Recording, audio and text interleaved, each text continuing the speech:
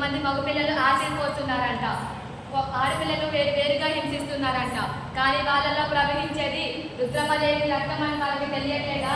ఈసారి ఆడపిల్లల మీద చెయ్యి వేయాలంటే రుద్రమదేవిని గుర్తు తెచ్చుకో. మళ్ళీ మీ అందరి కోసం పుడతా, జాగ్రత్త.